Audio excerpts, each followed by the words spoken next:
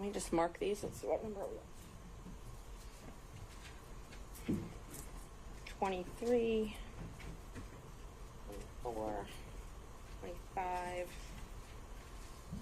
For his contract.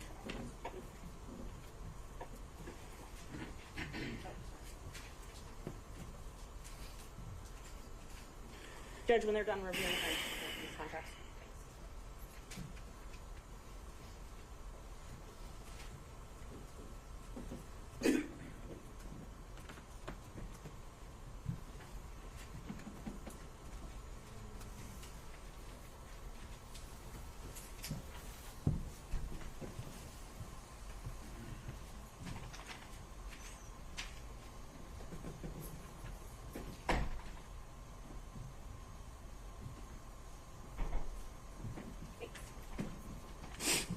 This rally is showing you what's been marked. If I fix it at 23, 24, and 25, if you get this to look at those.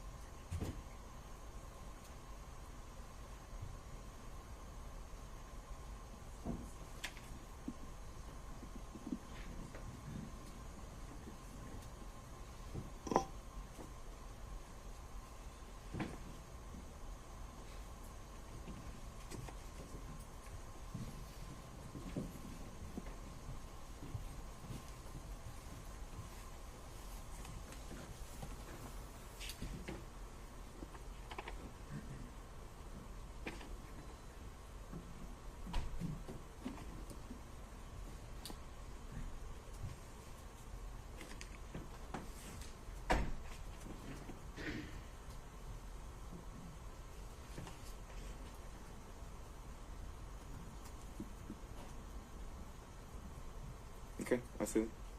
So on now that you've reviewed those, is it true that on January 25th, 2021, you got your first contract as a taint lawyer? As a taint lawyer, yes, I see the date on that as a taint lawyer, but I'm also looking at this contract here for first appearance, and there must have been. I don't have it before me, but there must have been a contract before this. Okay, so you think there's a fourth contract? I can't say that there is or isn't. What I do know is that we did first appearance during COVID, and it was before 2021. So I don't know,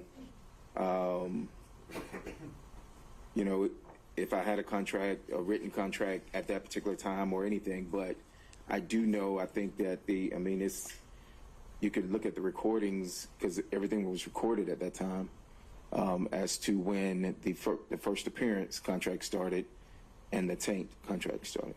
So when the three of you were partners, you had at least two contracts to do taint work, which is filter work, and then at least two contracts to do first appearance work, pretty much throughout that entire 2 years, right? Well, it renewed. So, it just renewed. So yes, if it was the same contract, but it was a renewal of the contract. So how did you, and you said you got these contracts through, Ms. Willis gave them to you, but it was through her knowing Mr. Wade, correct?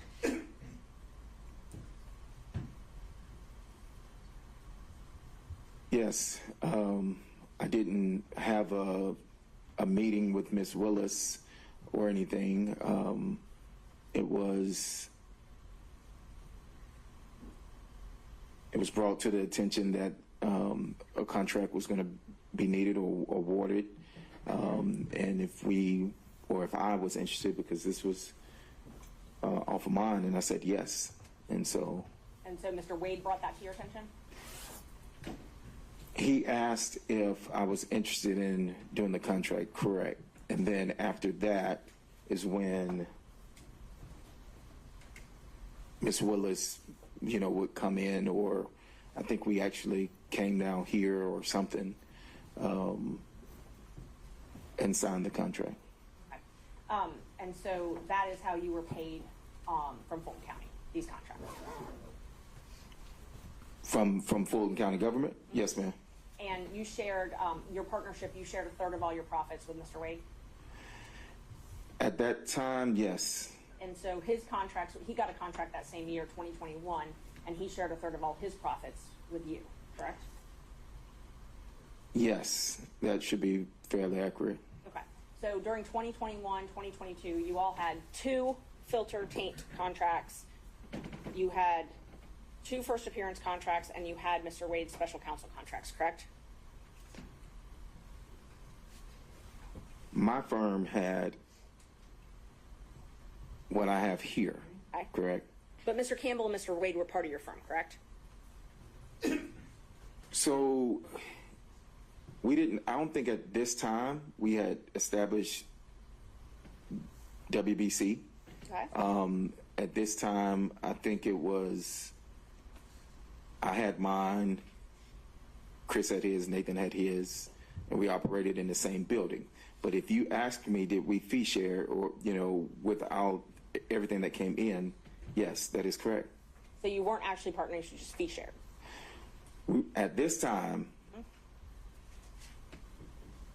well, yes, at this time, we were not. We were, at this time, I had Law Office of Terrence Bradley, Chris Campbell, PC, and whatever Nathan's was, if I'm not mistaken. And all these the taint contracts and the Nathan's special counsel contracts, all of those were under the anti-corruption unit, correct? You can look First appearance was not under that. The taint contract, if I recall, was under the. I don't think they called it. What are you calling it? You can take a look at your contract if you need. Okay. And I'm not asking about the first appearance. I'm asking about the taint contracts and then Mr. Wade's contract, which has already been admitted in evidence. If you need to look at that.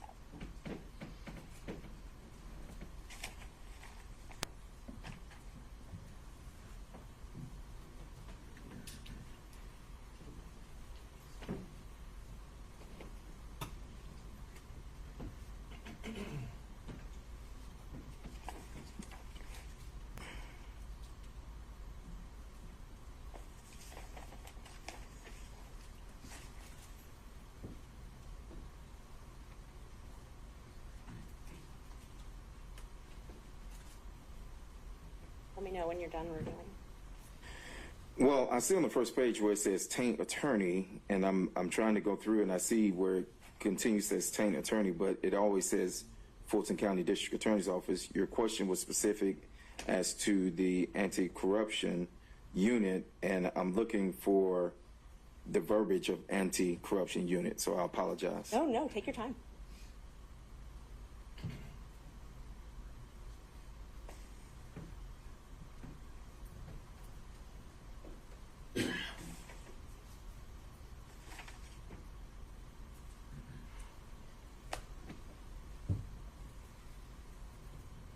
And see, on both pages, I mean, it starts out Fulton County District Attorney's Office, and then it just goes to initials FCDA, unless I'm overlooking where it says the anti-corruption unit, then the contract was with the FCDA. I mean, unless you want to show me something. I'm just asking you, and I didn't know if that would refresh your memory.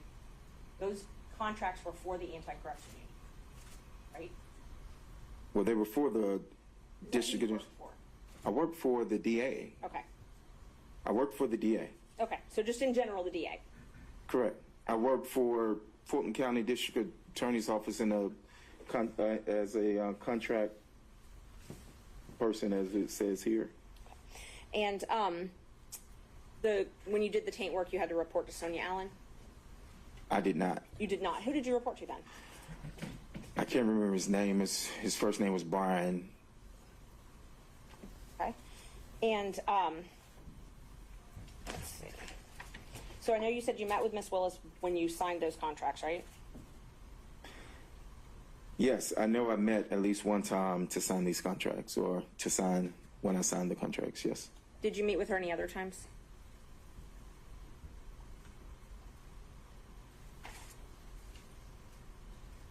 I did not personally meet with Ms. Willis any other time. When you say meet with, what do you mean meet with? Talk with her, meet with her. I mean, I would see Ms. Willis in passing if I'm walking through the office and something like that. But no, I didn't have any meetings with Ms. Willis. Okay, so the only times you met with her were when you signed those contracts. Clarify meet with. I mean, not. Sat down and had a conversation with her. I signed these contracts, so when I signed these, I met with her. To say that I sat down and spoke with Ms. Willis, are you saying in life, and you saying during this time? What are you asking me? I mean, if it's voluminous, I can narrow down the times, but I wasn't in. Ms. Merchant, I haven't really heard a point in a while. Can we get along to something, Yes, or we're going to have to wrap it up? So I had one more question about your text. Have you ever been in any group text with anybody other than, with me, and somebody other than Mr. Chopra and Mr. Merchant? You're gonna narrow that down. I'm sure you sent many I texts. can look at my phone. So with him, if there had been any other texts, and I think that the state had some thing in him rebuttal being- they mentioned, so I was just trying to clean that up before it got there. Can you try the question one more time for Yeah. me? Isn't it true that the only texts that you and I have ever had have been between me, you, and Mr. Chopra, or me, you, and John Merchant, correct? Can I look at my phone? Sure.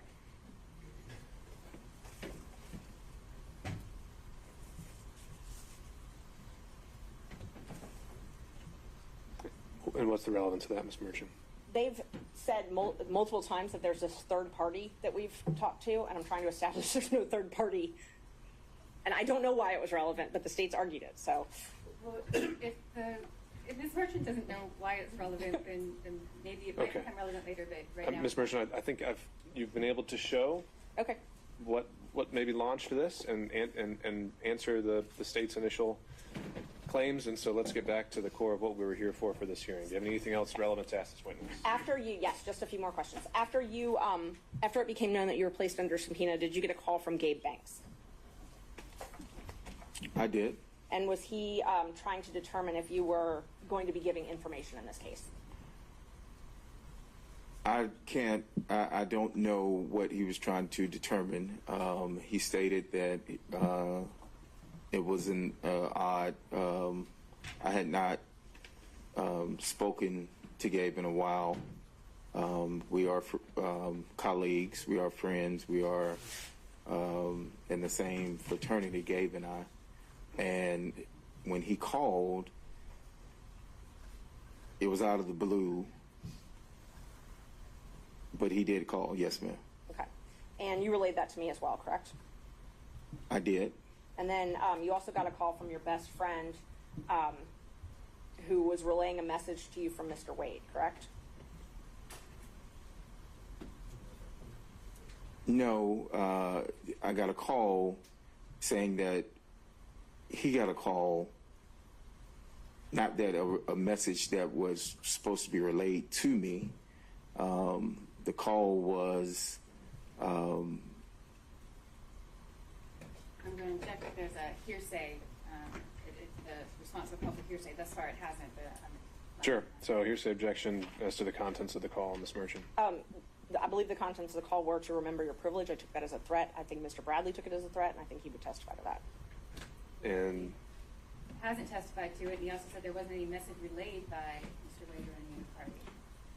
well, no, he didn't say it was by any Right, party. Mr. Wade. So assuming he did hear something from a party, what's the hearsay exception for that, Ms. Merchant? I believe that it was a threat, so it's a statement against interest. I'm sorry, it's a if he took it as a threat to influence his testimony, then it's not hearsay. Then it would be admissible. All right. So I did not take it as a threat. if you're saying it's to the effect on the listener, perhaps, Yes. then we'll go from there. Were you told to remember your privilege? Your Honor, the witness just testified he didn't take it as a threat. Understood. I'll overrule the objection and the testimony given the weight it deserves. Can you repeat the question? Were you told to remember your privilege? Your Honor, can we, I was not. a witness, there may be a potential witness now in the courtroom because the person that Ms. Merchant is referring to is sitting in the courtroom. Well, if that witness hasn't been told to testify, then I don't see any sequestration issues. I don't know who it is. I don't know his name. Alright. Okay, and so were you told anything to that effect, Mr. Bradley? Repeat the question one more time, but so I was not told, remember my privilege. Something about privilege. Remembering that. I do recall privilege being mentioned, but it wasn't remember your privilege or, you know, a threat of any sort. But you immediately called me after. No, I called someone else after. You called me quickly thereafter then. I talked to you that day, yes, ma'am. Okay. Thank you. Mr. Sadell. Your Honor, because this is a defense witness, is it the state's first cross? I think that's how we had been doing it yesterday. No, actually, we're doing it just this way. Yeah, I've been. Okay. This is I the first time he's gone, and then we go through all the defense, and then you'll have your chance.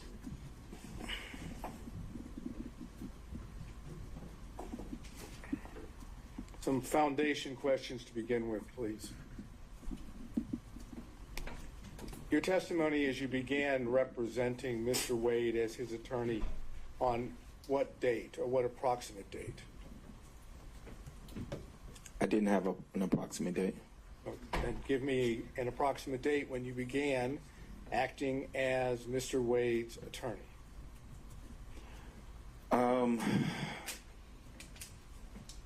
I would say it was, you know, if I'm speculating. I really don't want you to speculate. I mean, you're the one that was the attorney, and Mr. Wade was the client. Correct. So give us the ballpark figure of when it was that you began acting as his attorney. Maybe 2017, 2018, I think, maybe. And the purpose for which you were retained? His divorce. So, according to you, from that time period,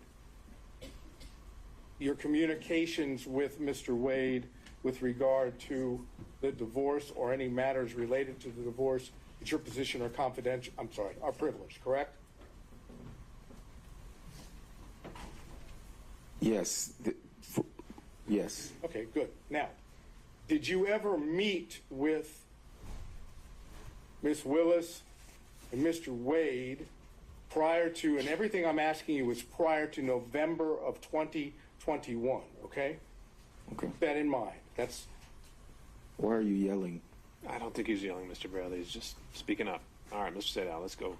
okay, thank you.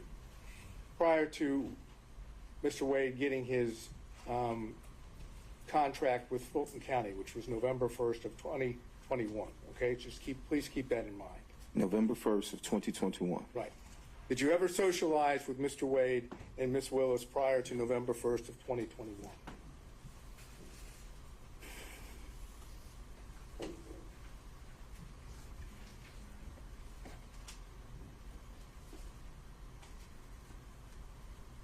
I've never socialized with Mr. Wade or Ms. Willis in any setting. If you're asking, have I ever met with them, then I would say yes. But when you say socialize, what do you mean socialize? Have you ever gone out to eat with both of them? Before 2021, I do not Or think November 1st of 2021? out to eat with both of them before.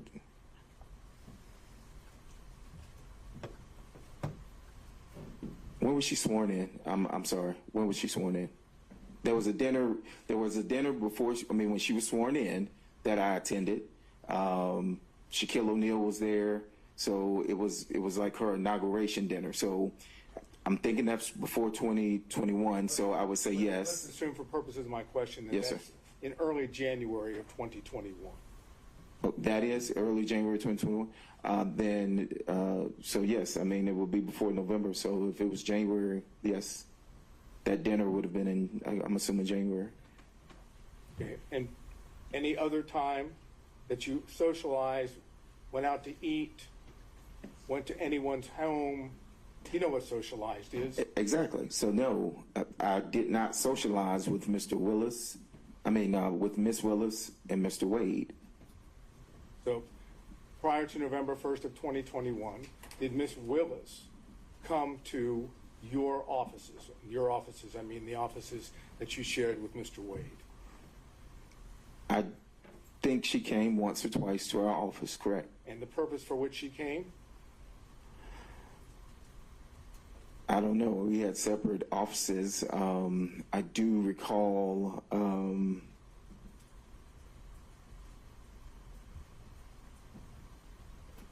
Well, I do recall some type of meeting happening at our office, and I don't know what that was about. I wasn't a part of those meetings. There was a meeting. There were other people there.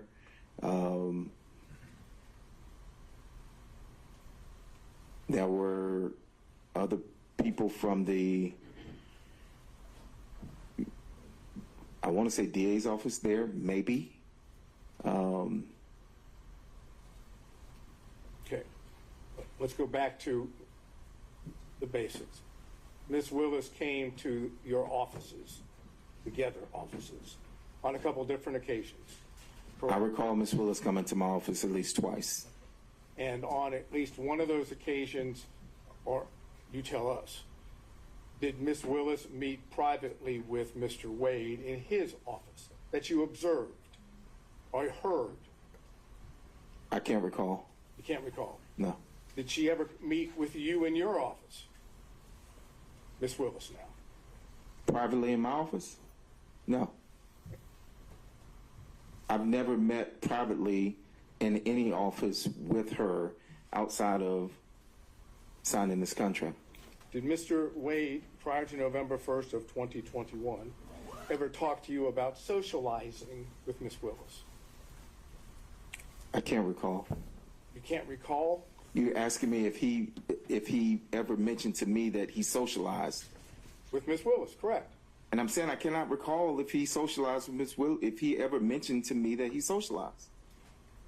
Did he ever mention to you that he ate or went out to dinner with Ms. Willis? Again, time period before November 1st of 2021.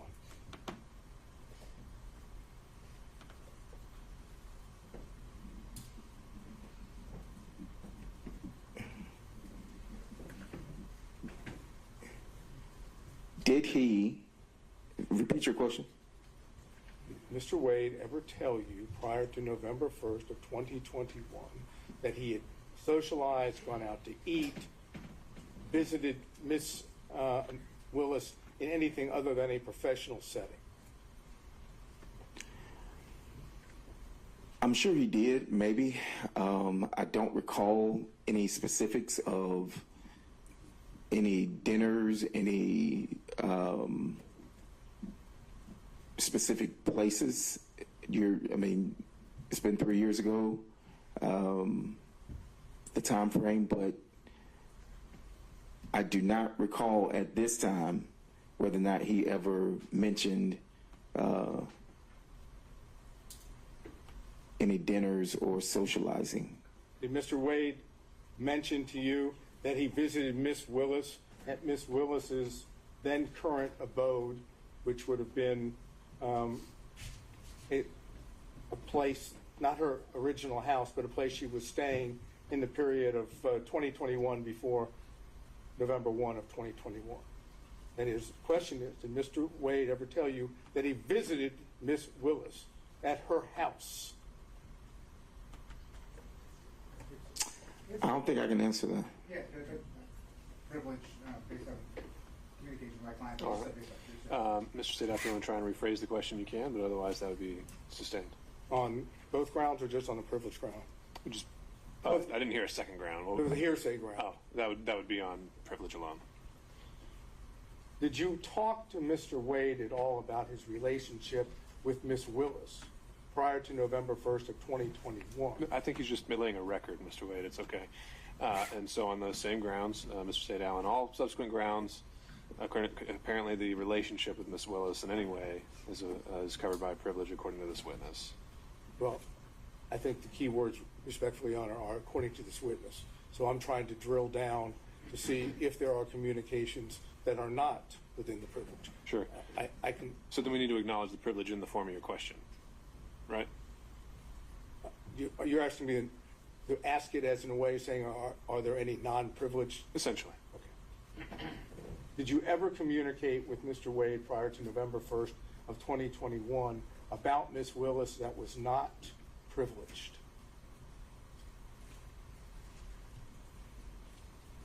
I mean, we discussed this contract, but This contract doesn't help. You have to give me a exhibit number, please. you said before November 2021? Yeah, November 1st of 2021. Before November, this contract for 1/25/21 is before that. So, I mean, we discussed this contract. Okay. And if I remember correctly, again, just give me that exhibit number so we can reference it. Exhibit 23. Okay, hold on would have 1 second.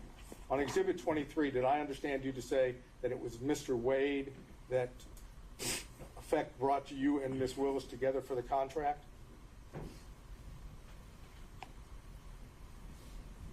That would be accurate, yes. Okay. And what did you understand was a relationship at that point between Ms. Willis and Mr. Wade, for Mr. Wade to be able to bring you to Ms. Willis for the contract?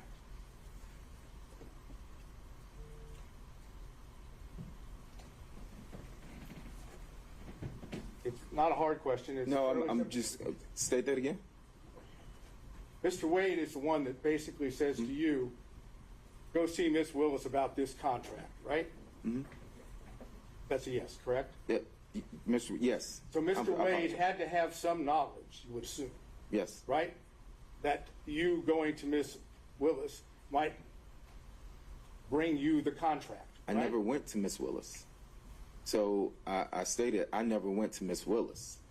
I was told about that there was a potential contract, and that I was asked by Mr. Wade if I would be interested in doing that contract. Okay, my question to you is, what was the basis that you understood Mr. Wade being able to potentially offer you that contract on Ms. Willis's behalf? I'm going to object to that. That's a mischaracterization. Mr. Wade offered it to him. I think he said he expressed interest. And also, I don't see the relevance of this at all. So just in terms of relevance or phrasing, I'll overrule on those grounds. So the question that's standing unobjected to, Mr. Bradley?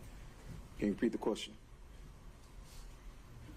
You've explained to us how the contract Yes. came to you, correct? Yes. And my question is, what was your understanding of the relationship of Mr. Wade and Miss Willis for it to have been offered, or whatever word you want to use, for him to have said, expressed to you whether you had an interest in the contract? Privilege. Okay. All right. Mr. Evans has invoked privilege on that question, so Mr. Sadal, I think you need to clarify whether... Was it a privileged conversation that you had with Mr. Wade that let you know about the contract? Or, it was the relationship was the question you're focused on.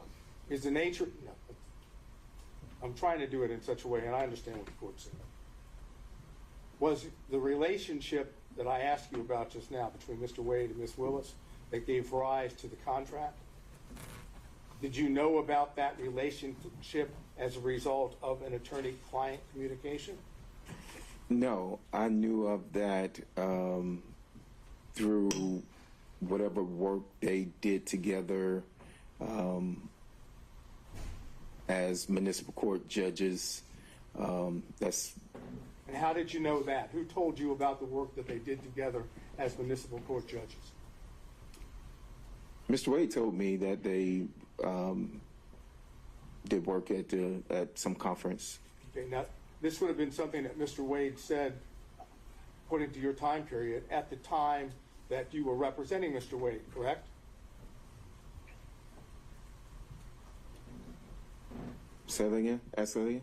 Mr. Wade would have told you what you just told the court after you had established an attorney-client relationship with Mr. Wade, correct? Yes, but when he told me of them being at a conference, I mean, I'm not understanding how relate. I'm trying to understand your question. Well, my question is basically, you had communications with Mr. Wade directly that Yes. were not attorney-client privilege, right? I've had conversations with Mr. Wade that were not attorney-client privileged, yes. That involved Ms. Willis, correct? I just stated that they were at a conference. I don't know whether or not that involved her or not. Well, if he's talking about her, that is, if Mr. Wade is telling you about Ms. Willis and Mr. Wade having met at a conference, right, then he's talking about Ms. Willis, correct? Yes, but he also told me about other people that he met at the conference. But he told you about Ms. Willis as well, correct? I think so, yes. So there were communications in which Ms. Willis was at least a topic that was not covered by attorney-client privilege, correct? This particular instance, I was told about a conference, and when were you told this? I can't remember the dates of the conference, but it was after. It would have been after the conference. Okay, well, I'm trying to get just the time period here. After the conference, I want you to understand from the record, I believe we've shown that the conference was sometime in October of 2019. Okay. So could you give us an idea, that being a fact, when you would have had this communication about meeting with Ms. Willis at the that is, Mr. Wade meeting Ms. Willis at the conference? If that's the conference that they were at, yes, then I don't know how many municipal court conferences there are. I do know that at the time that I was in the firm, Mr. Wade was he had some position with the municipal court. Yeah, right now my only question is time-wise, assuming it's October of 2019, when do you tend to remember? What's your best recollection of when Mr. Wade told you about? I can't remember because I didn't even remember that it was October 2019 until you said that. Okay. So you don't have a present recollection? I do not remember that, no. Had to be before the contract, though, in January of 2021, correct? That they met? No, that you were told about Mr. Wade and Ms. Willis meeting at the conference had to be before. Oh, yeah, yes, it would have been before that, yes. So what other communications did you have with Mr. Wade about Ms. Willis that are not privileged? We know of one, about the meeting at the conference. Are you suggesting that that's the only one you ever had about Ms. Willis that isn't? I cannot recall any. I cannot recall. You cannot recall whether there were any other communications that weren't privileged?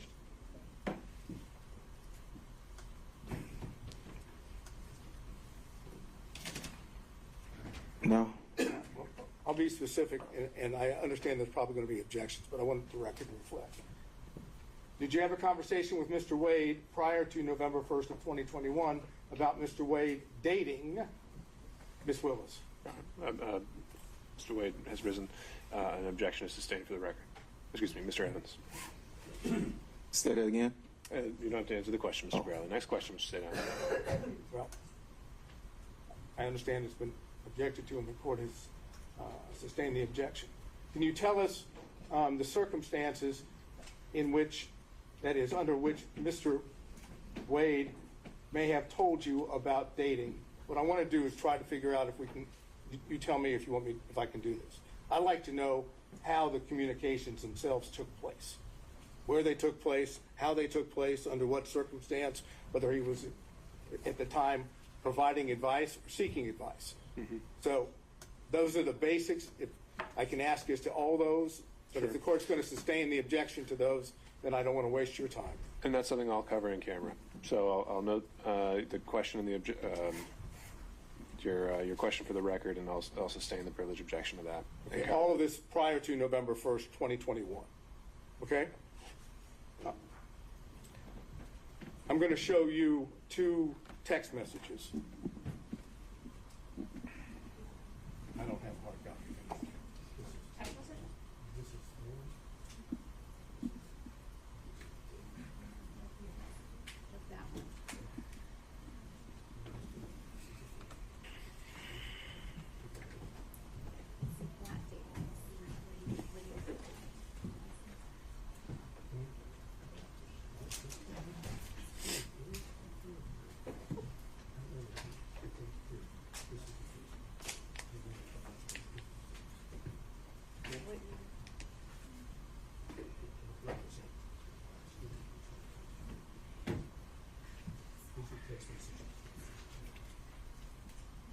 You want to get into the content? I'm going to set up a question.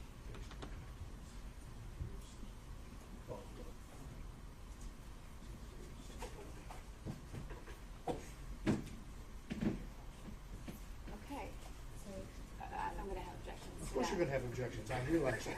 I want to be able to show it to him, and then I'm going to frame the appropriate question, and then you're going to object. We'll see where we are. May I approach? You may, sir.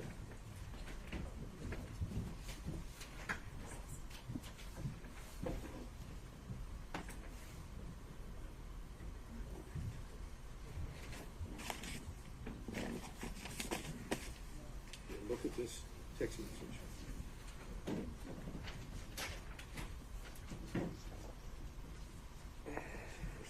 All right, look, can I read it first? Of course, of course.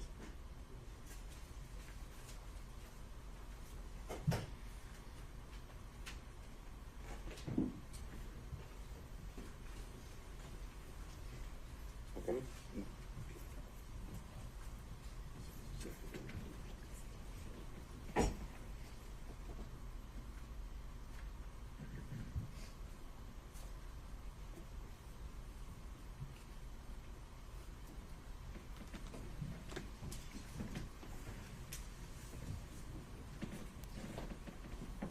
Okay. Okay. Kind of hard to object. That's the question. I know it's coming. Okay. Then you must be a soothsayer. Mr. Bradley, I showed you 2 text messages, correct? Both of those text messages occurred on January the 5th of 2024 at approximately 11:56 a.m. Am I correct? I think so, yes. Okay. And the text messages would have been between you and Miss Merchant, correct? I didn't see it. Yes, it should be. Okay. And I've shown the same 2 to prosecution, so we're talking about the same 2. In the text message to Miss Merchant, you indicated knowledge of some activity on the part of Mr. Wade, correct? I'm going to I haven't asked him anything about what the... flag for the court that this is a topic and a specific exchange that Ms. Merchant went into, and there were objections that were sustained. All right, understood. Yes. And it's your testimony that the information that you imparted to Miss Merchant in these 2 text messages is based entirely on confidential communications between you and Mr. Wade, correct? Objection. He's referencing specific knowledge. The specific knowledge comes from Mr. Wade, which is we've already established. Well, no, the question, he didn't get into anything. He just said, are these 2 text messages about privileged communications? We haven't actually, I don't see an issue there. Yes. And is it your testimony that the knowledge that you have, which you imparted in these 2 text messages, came from Mr. Wade and Mr. Wade alone? Yes. Is that correct? Yes. Can you tell us when it was that Mr. Wade imparted this information to you? Objection. All right, and I think that, That's what you're going to do. sure, so I'll sustain that on privilege. And I'm going to introduce for the record, when we finish, these 2 text messages so that Your Honor has those back there so that you can, Sure, what would they be marked as? What do you have? I have a whole set. Okay. We are up to 24.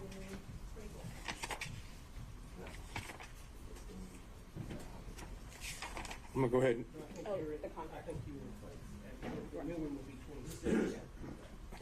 once I put a staple in it, I think it'll be Defense Exhibit 26. All right. You have to give me a real pen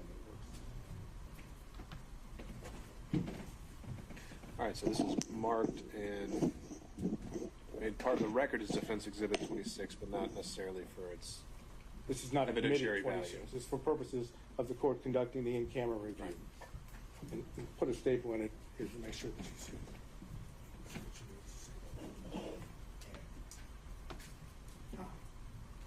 No charge? Nope, it's free. All right, Ms. Sadell, what else? All right, so there was also reference, if I remember correctly, to some email correspondence in which Ms. Merchant sent you the motion that she was going to file to disqualify Ms. Willis and Mr. Wade for your review. Is that correct? That's correct. Okay. And that was sent to you in an email? That was correct. And did you respond to it in an email? I don't think I responded to her in an email.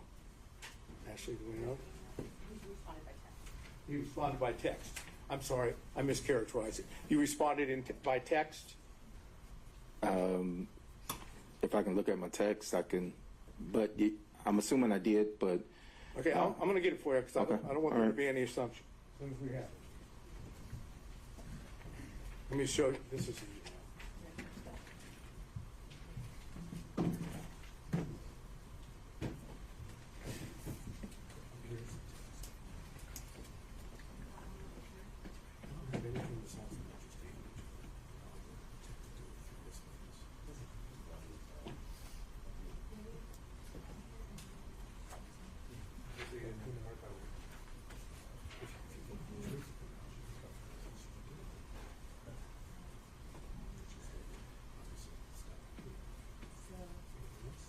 Is that what you're? I'm going to show you if I might approach. I made reference to an email that Ms. Merchant would have sent you about the motion she was going to file. If you look at this, does this appear to be the email that you received?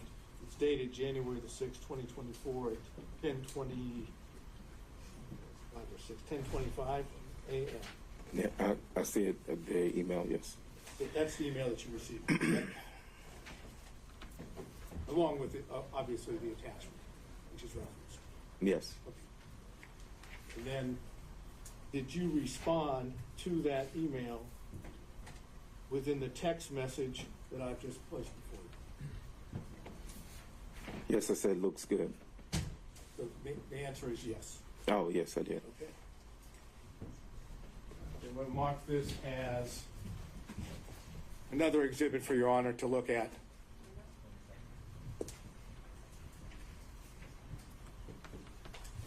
Since you love my tone, can I have a seat?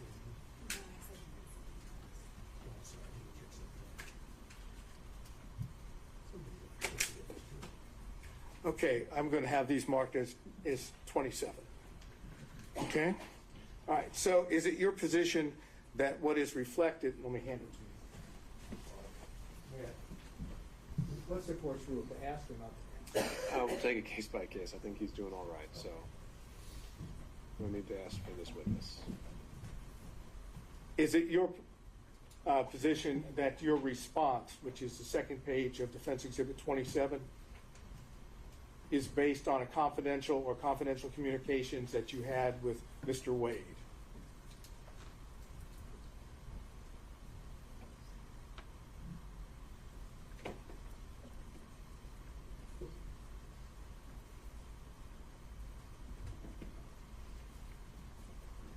Do you want me to read the response? No, I'm only asking you whether or not the response, you actually already said what it said.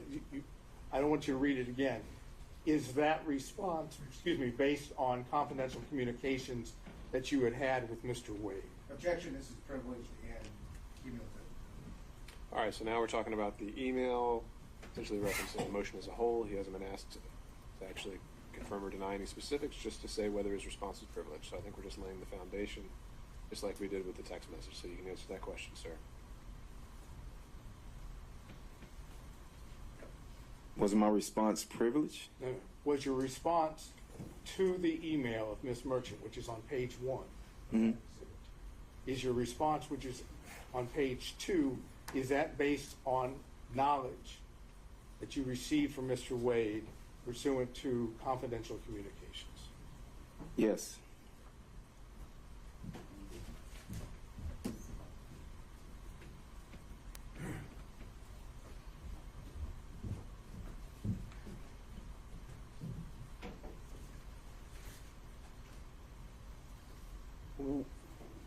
Have you discussed with the district attorney's office this case, your purported testimony? Of my testimony? Yes. No. At all? No. No prep, no conversations, no nothing? No. Have you given your attorneys, for this matter, did you give them permission to speak with the district attorney's office? Well, he can assert his own privilege, but that's kind of crazy. Is there a objection to be heard? Absolutely, this is Okay, privileged. sustained. Stay down. Next question. Do you know whether or not your attorneys shared privileged information with the district attorney's office? No, I don't know what my attorneys shared or didn't share. I don't know if they even met.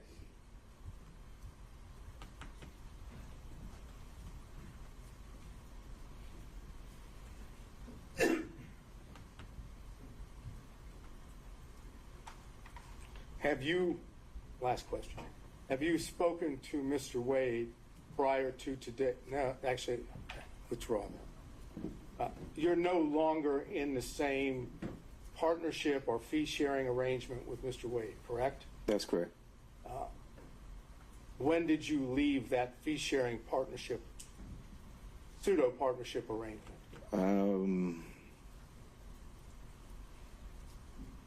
I don't remember the hard date, but maybe sometime like July, August of 2022, I think. Okay. And what was the reason for the partnership or the fee-sharing arrangements? What caused the separation? I wanted to leave and go out on my own. And that's the only reason? I wanted to leave and go out on my own, yes. I understand, but that was the only reason. There wasn't any suggestions or allegations of any form of misconduct on either part, either on your part or Mr. Wade's part, correct? Misconduct of what? Trying not to get into the specifics. Was there any allegations made of suspected misconduct on your part or on Mr. Wade's part? That's a fairly simple question.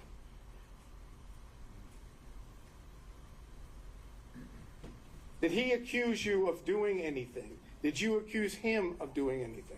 Without getting into what it is, were there any accusations made by you or him against each other? We had a disagreement, yes. And had that disagreement have anything to do with Ms. Willis? Oh, no. Okay. Did it have anything to do with your conduct? No. Did it have anything to do with his conduct? Hold on, wait. So we had a disagreement. Whether the disagreement was, we disagreed, and so we dissolved. I left the firm. All right.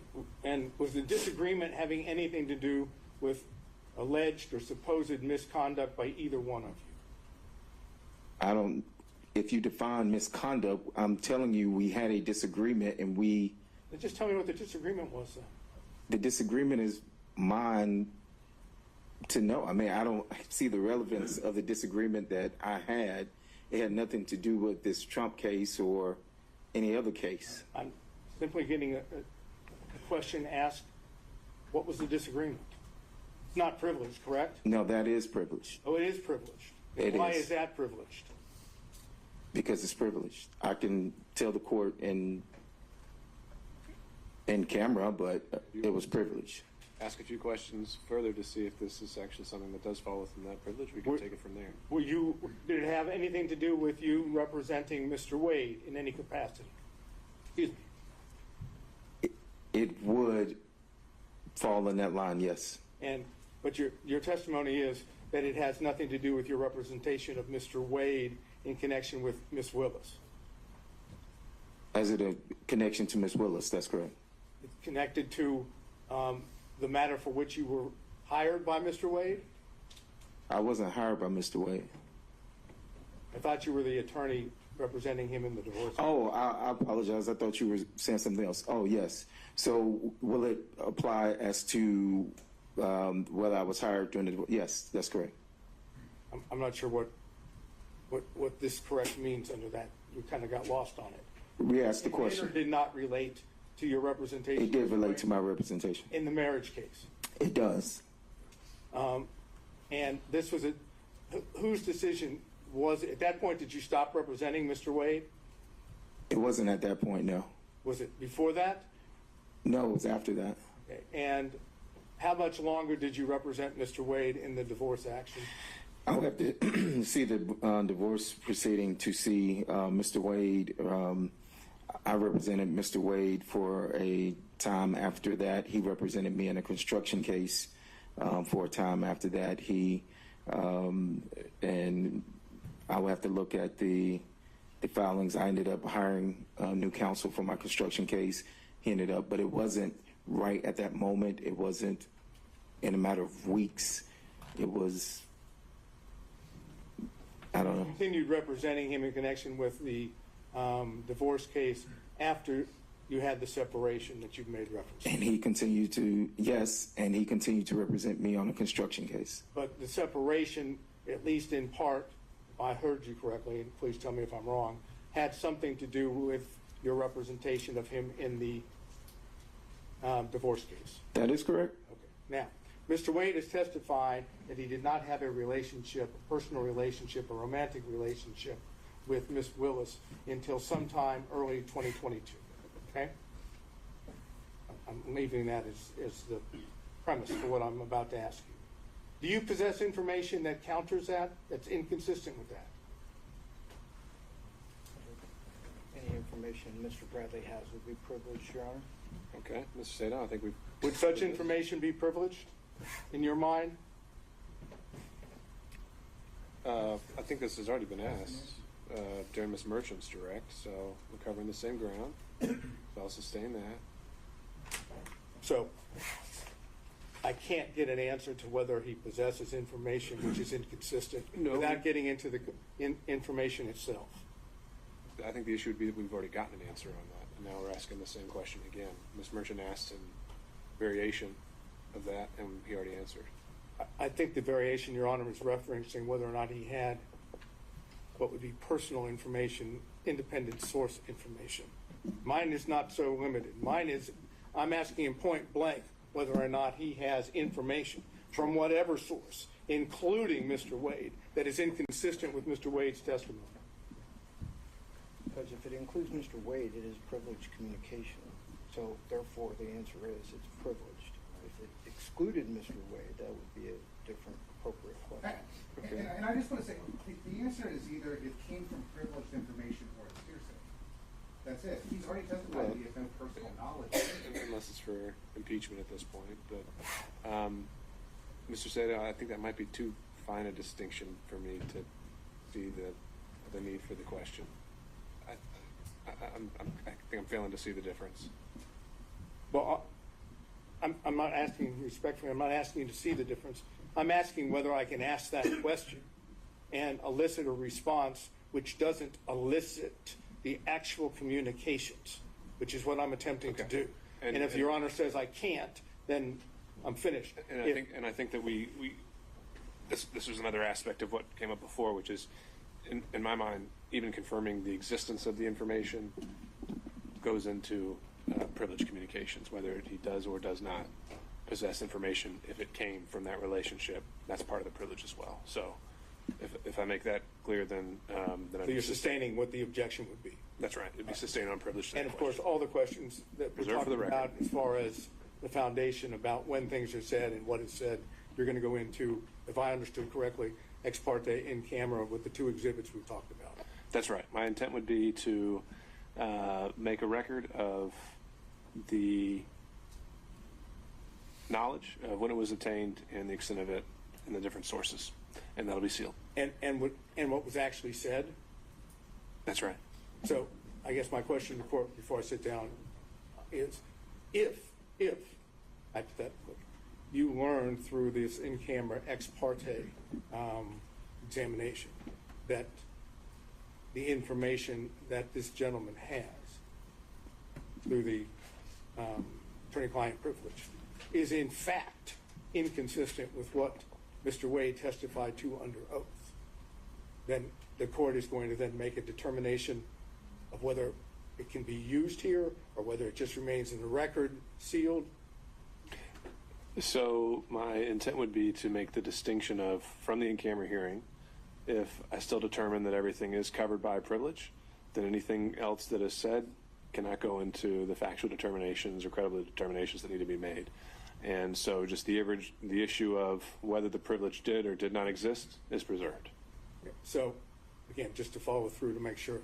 So if the court knows that there's been a fraud upon the court through the lie of Mr. Wade, none of us are going to know that that in fact occurred, and the court's going to be in a position of making a determination on the motion, even though the court knows that it doesn't have all the information, truthful information. I'll take a closer look at the case law you provided to see if that is actually a variation of the crime fraud exception. And I'll apply the crime fraud exception as I see it. Right. And again, I'm not suggesting it is a variation. It is totally separate from crime fraud. It has nothing to do with using the legal advice of the attorney in order to commit a crime. It's you go ahead and commit fraud or lie to the court when you fully know that someone, your attorney, has information which is counter or inconsistent with what you've testified to. And to that end, Mr. Sadout, that is something that you can, I mean, I've got this case from Ohio, but if you can find something more on point in Georgia before we schedule Other this than for the one I argument. gave you, The Coca-Cola one? the 1935 case. The Atlanta Bottling Company? I don't think I went that far. I think it just kind of said the sword and shield language, and it didn't go so far as to say that there's this alternative theory about fraud upon the court. But we can flush that out in our research. I appreciate it. Thank you. Okay. Mr. Stockton. No question, Judge. Mr. Durham. No question, John. Mr. McDougald. No question, Your Honor. Mr. Rice. And a few questions,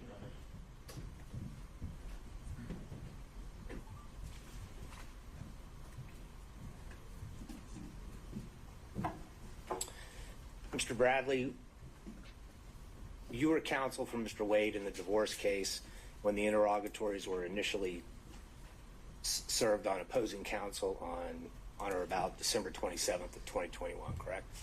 That's correct. And you were also counsel on for him when the amended interrogatories were served on May 30th of 2023, correct? That's incorrect. So you ceased representing him sometime before May 30th of 2023. That's correct. At any point during the divorce proceedings, was a pleading filed with the court or a paper served on opposing counsel that purported to have your signature that you were not the one that signed or authorized your signature on it? Say that again? Did anyone sign your signature without your authorization on any pleading or any other paperwork served on opposing counsel in the divorce proceeding?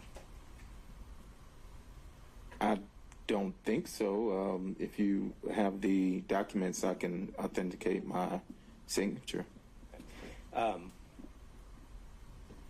And you have testified that you also practice criminal law and divorce law and perhaps other types of law as well? That's correct. And are you aware that OCG 16-6-19 defines adultery as a misdemeanor crime in the state of Georgia? If you say so, yes, sir. Go ahead. Okay. Judge, I would ask the court to take judicial notice of that. For what relevance? Judge, I think it does go directly to the crime fraud exception.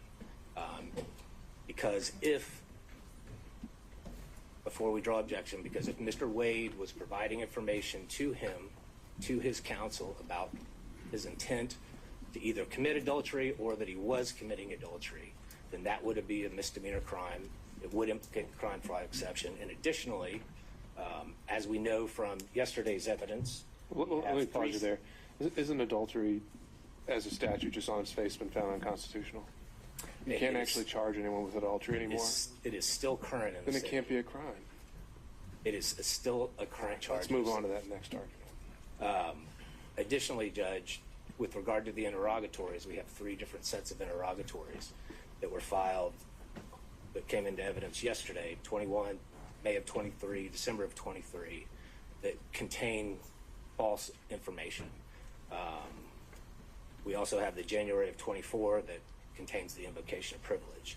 So to the extent that this witness has information, both with the original interrogatories that were filed in December of 2021, and frankly with regard to the later ones, even though he wasn't counsel, that would be a false swearing and fraud on the court, which again is a criminal offense. Therefore, the crime fraud exception would apply as well. Okay. Understood. No further questions. Okay, Mr. Gillen.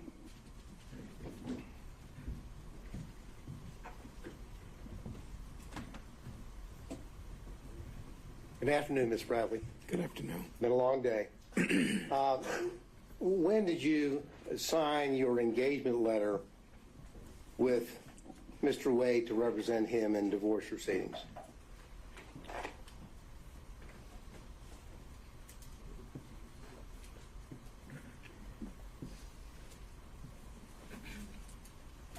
It would have to be 2017, 2018.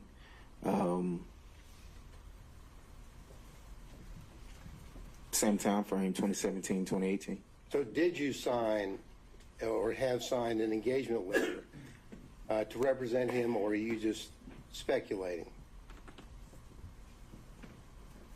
I can't recall. I mean, we were in a,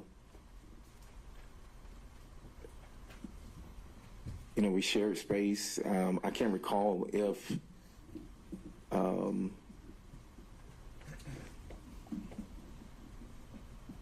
there was a contract or if there is a contract. I think there is a contract, but right now it would be speculation. Right now, sitting here, you do not know whether or not you had a signed engagement letter with Mr. Wade discussing the parameters of your legal representation of him. Isn't that correct? That's not correct. I mean, I can't say. I don't have my files or anything with me. Well, sitting here, you do not have specific recollection or knowledge that you even had an engagement letter to represent him. Isn't that right? I think I had an engagement letter, but I do not know specifically if I had an engagement letter. Well, when did you open a file? Did you open when you represent someone, you open a file in your office?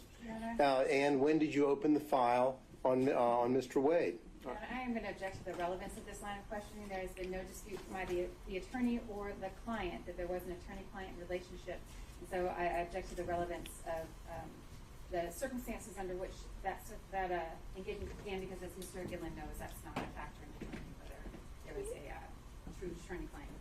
Well, Your Honor, it's not just up to Mr. Wade and Mr. Bradley. It's up to the court. I agree with you there, Mr. Gillen, and so I'll give you a little bit of leeway, but I don't think we could spend too much time on this. No, so okay, we'll see. Your Honor. Now, did you or did you not open a file in your law practice with Mr. Wade's name on it? Yes or no? Yes, I had a file with Mr. Wade's name on it. When did you open that file? I'm assuming 2017, 2018.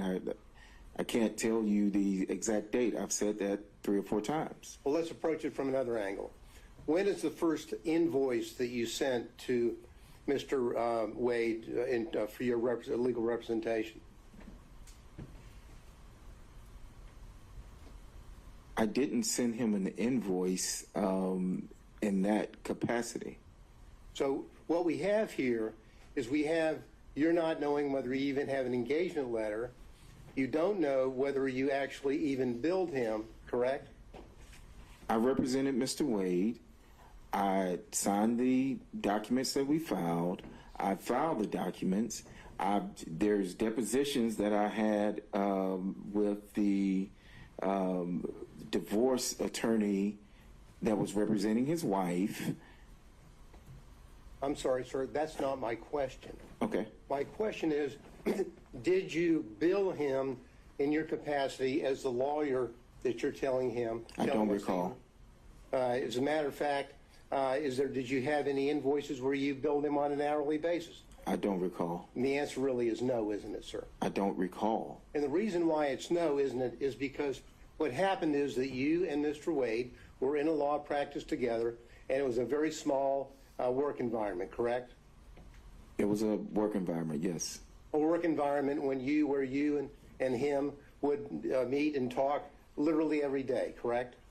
Not every day, no. Well, almost every day. Not almost every day.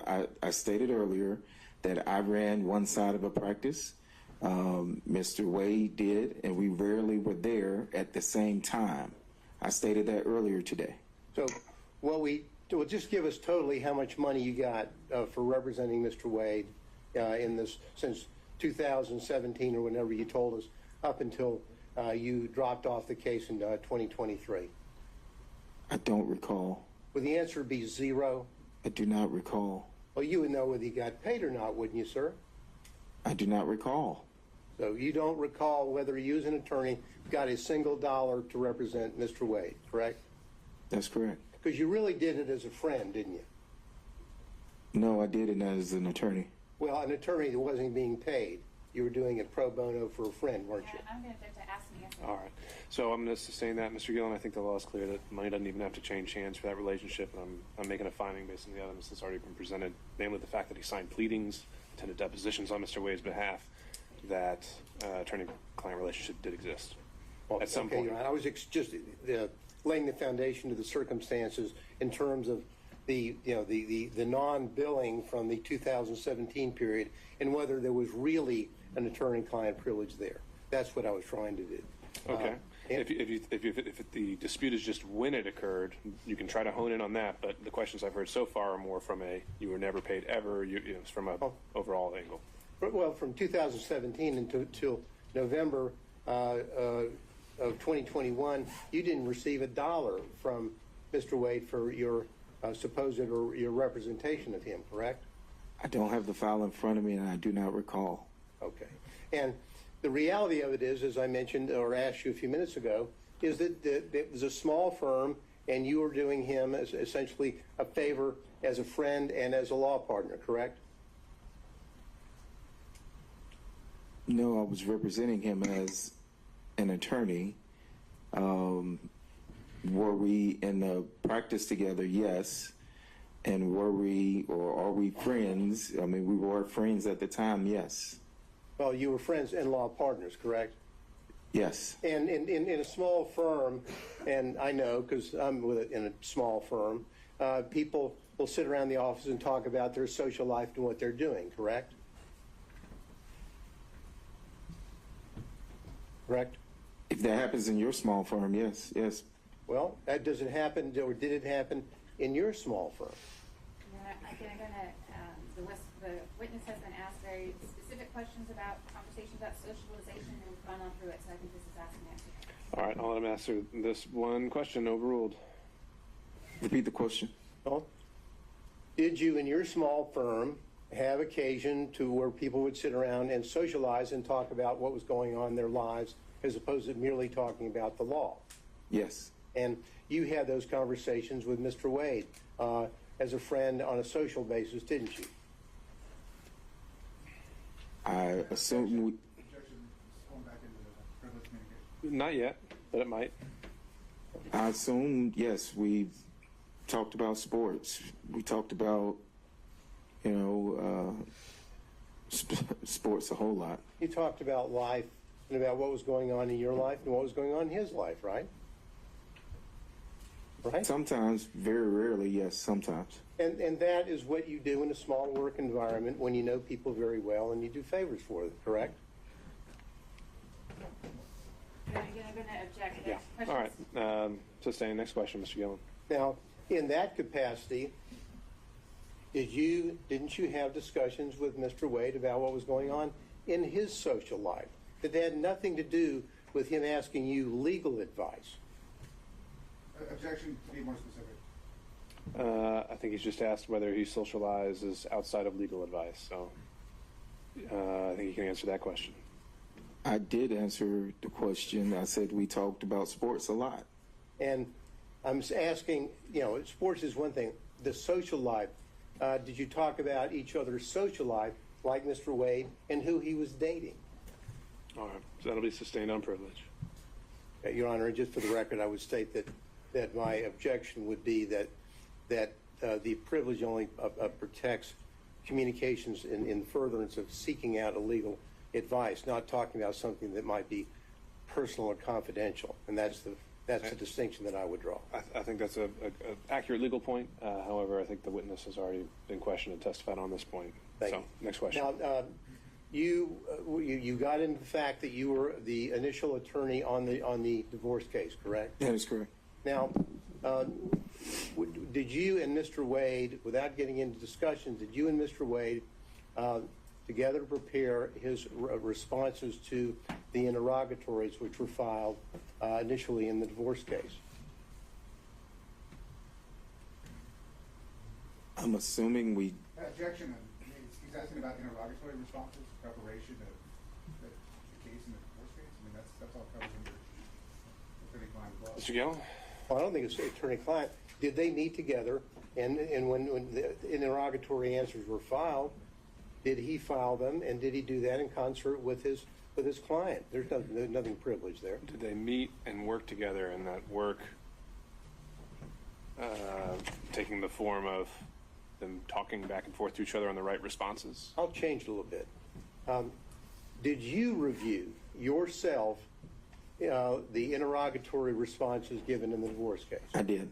And whatever knowledge that you had when you were involved in the interrogatory responses, you had the knowledge of all that material or information that you had without getting into the content. Objection. You had all of that knowledge and information. I'm sorry, let me get my question out That's what before I was trying to he say. objects. And when you filed those interrogatories, you had all the knowledge and information that you had obtained from Mr. Wade from 2017 up until the date the interrogatories were filed, didn't you, sir? Okay, so that's the follow-up question to that is going to be incorporating knowledge learned during communication. So No, I'm not going to have a follow-up question. I just want to know whether is that the case? When he filed the interrogatory forms, he had all of the information that he had discussed with Mr. Wade from 2017 up until the time. That's it. That's my final question. Okay. In which case, without doing that extra assuming link that he based his answers on those communications, it has no relevance. Well, it does in the sense that it shows what knowledge he may have had when he, the attorney, is filing interrogatory responses. That's what it shows. Okay.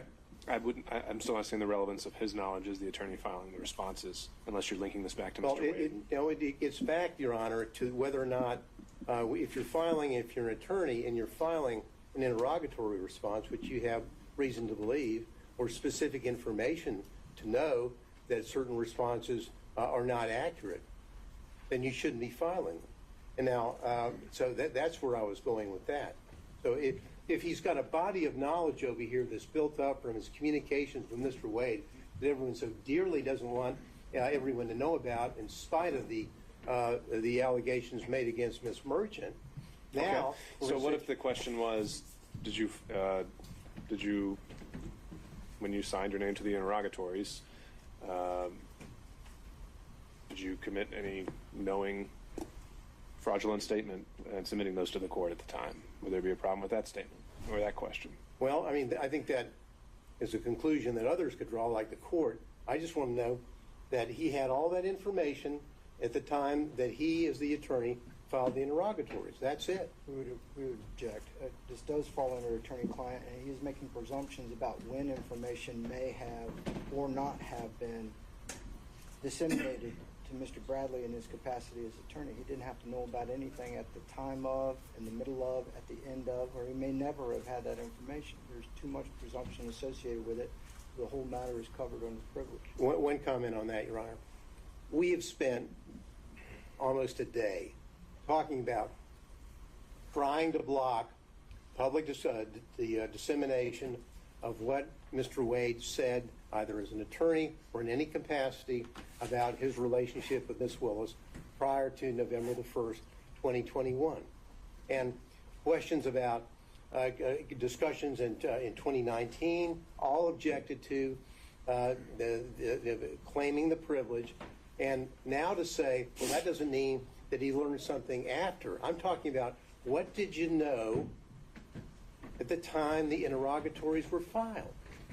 And everything that now they're claiming privilege, well, that's fine. The court will address that in chamber and in due course. What did you know? I'm sorry, Mr. Gillen, I really don't see the distinction. So your question's noted for the record and your objection as well. All right, and I'll follow up with this. Now, you're leaving removing yourself from the case, the divorce case, correct? You withdrew from the divorce case, correct? Correct. Did you do that as a result of your concern about any of the accuracies or representations which had been made by your client in the divorce case? No. Okay, so that's going to cover communications during the relationship?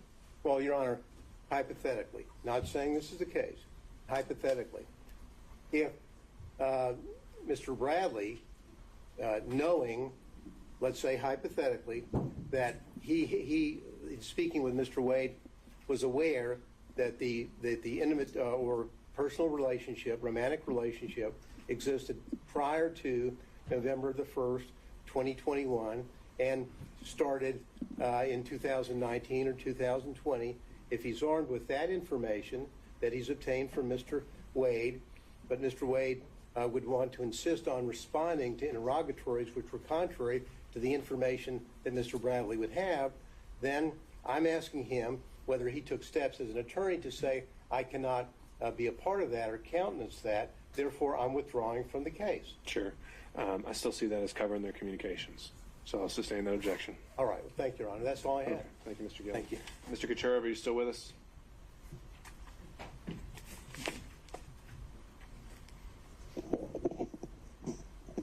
Anyone on behalf of Mr. Floyd still joining us?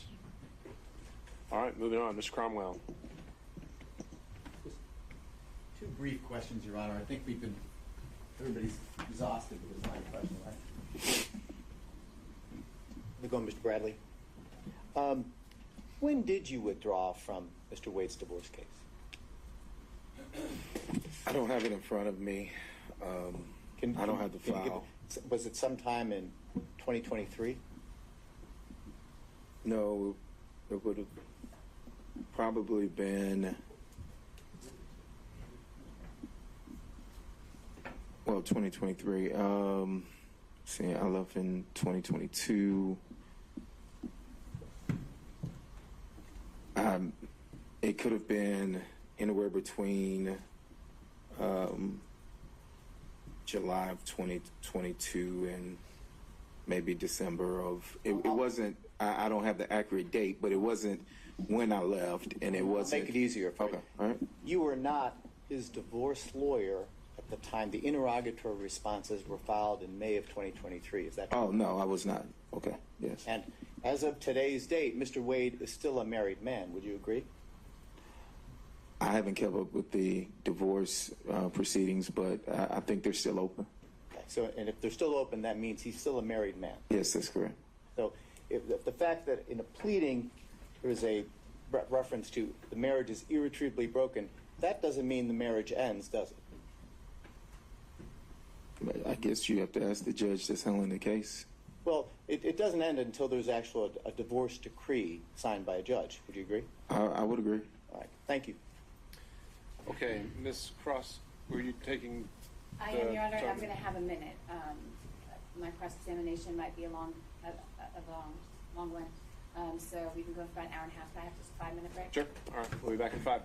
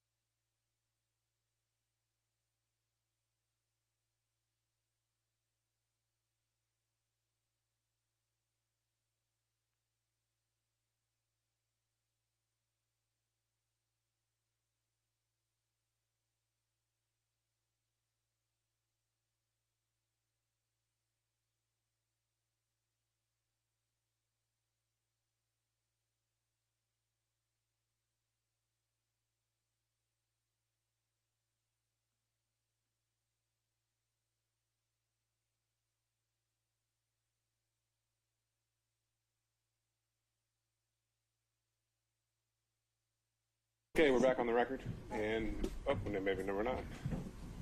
We can get Mr. Bradley back.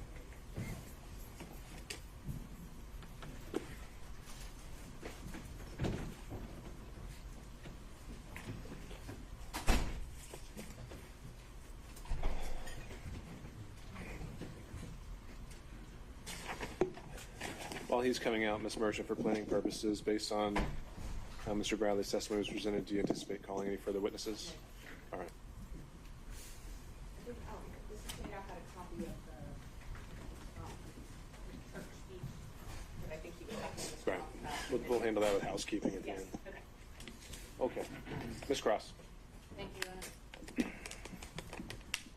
Mr. Bradley, have you still got the exhibits 23, 24, 25 there in front of you? I do. And 23, that's one of the contracts for, that was your personal LLC or PC, your personal legal entity, right? For the That is correct. attorney's office? Yes? Yes, that's correct. Okay.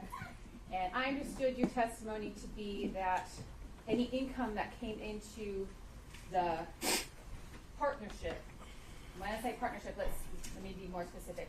You had an individual legal entity. Mr. Campbell had an individual legal entity. Mr. Wade had an individual legal entity. But y'all had a partnership agreement, right? Yes, but we didn't have that the entire time. There was Yes. a period of time that we've been talking, or that we had talked about in 2022 prior to leaving the firm, that there was an actual entity for the three of you, correct? That is correct. And that was roughly during the time period where y'all bought a building together. Yes, correct. And it made things simpler, or for whatever reason, you decided at that time that a joint entity made sense to own that building, right? Correct. Okay. All right, but those contracts there, they're not with the joint entity, correct? No, they're not. Those are all with you individually, is that right? Can you take a look at 23, 24, and 25? Yes. They're all with you individually? Yes. Okay. 23, what's the hourly rate that you were being compensated? That was a first appearance? 23 is the, I don't think, no, 23 is not the first appearance. 23 is the taint, it says. What's the hourly rate on that contract? $150 an hour. $150 an hour? All right. So the $150 an hour, the way I understand you all shared profits was you get 50, Mr. Campbell get 50, Mr. Wade get 50, and then y'all pay expenses jointly as well, correct? Correct. All right. What about exhibit number 24?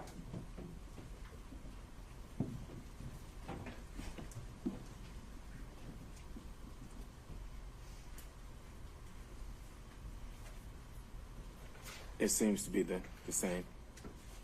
Same amount? I don't know if it's the same amount. I'm interested in the amount. Can you tell me the No, amount? the amount was $65 an hour. $65 an hour? Mhm. All right.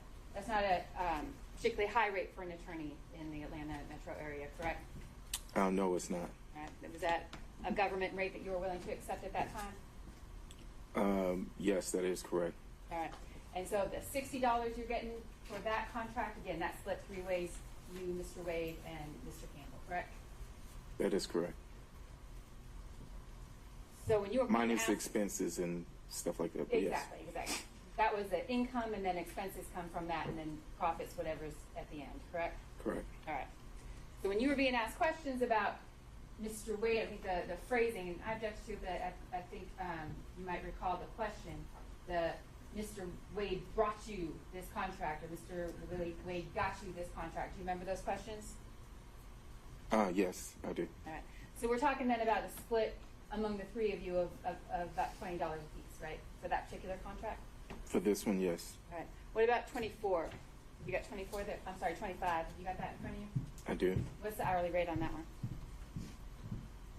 It's $150. 150 on that one too? All right. And the same sharing went through the business the way you handled that contract as well, right? That's correct. All right. Who is Austin Dabney? He was a probation officer that passed the bar, and we hired him and another individual. The other person didn't stay long. And did Mr. Dabney and the other legal associate that you all had working for you at that time, did they do some work on these first appearance contracts? Yes, And that was a pretty good position for a younger lawyer to be sent to get some courtroom experience, correct? that is correct.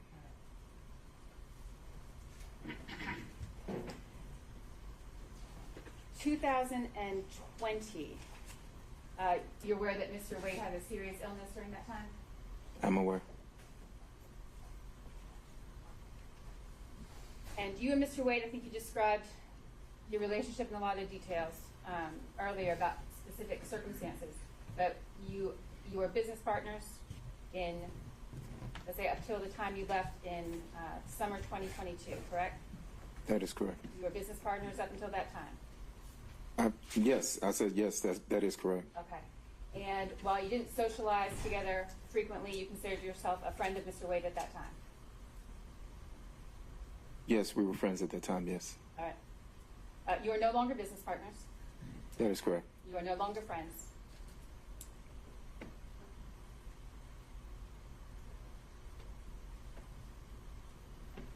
I mean, if he's saying that we're not friends, then I yeah. want to know what you think, Mr. Bradley. Do you consider yourself a friend of Mr. Wade? I would consider. It goes to potential bias. Ms. Cross. Would I consider myself a friend of Mr. Wade? Mm-hmm. I would.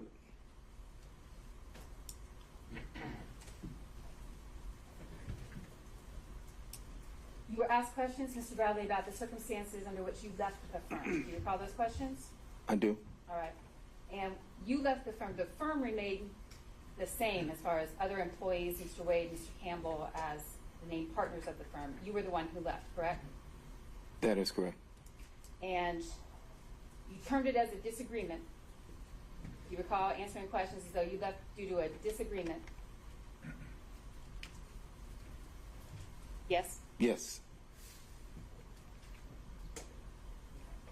And that disagreement was that there was an allegation of sexual assault by an employee made against you, correct? That is incorrect. There was not an allegation that you sexually assaulted one of the employees in the firm.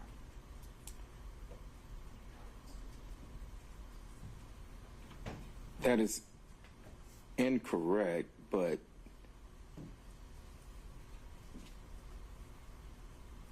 yes. Yes. Yes, there was an allegation that you sexually assaulted a member of the firm, correct? Yes, there was an allegation, yes. And as a result of that allegation, you left. I did. You were no longer business partners with Mr. Wade. That is correct. The firm remained intact, and in fact, the employee involved remained with the firm, correct? I'm not certain of that. They did leave the building, of course, and I don't know. Some of the employees did leave. Mr. Bradley, you in fact paid that employee $20,000, correct? That is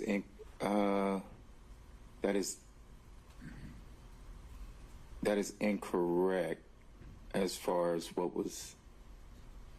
No. On or about the time that you left the firm, and on or about the time that the allegation of sexual assault was made against you, did you pay the person who had made the allegation of sexual assault any amount of money? There was money left in an escrow that belonged to me. I don't know what that amount was.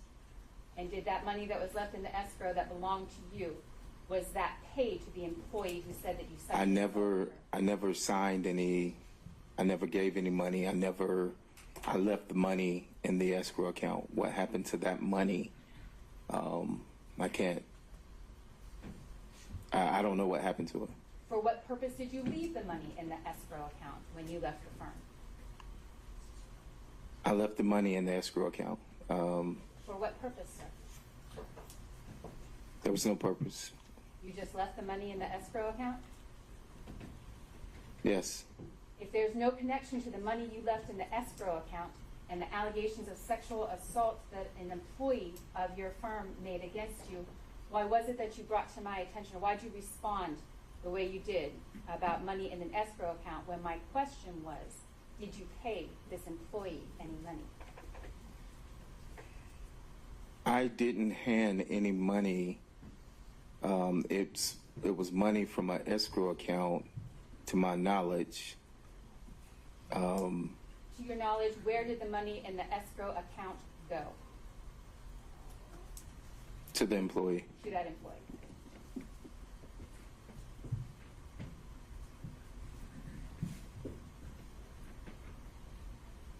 Was there one allegation or one incident of sexual assault with this employee, Mr. Bradley, or was there more than one?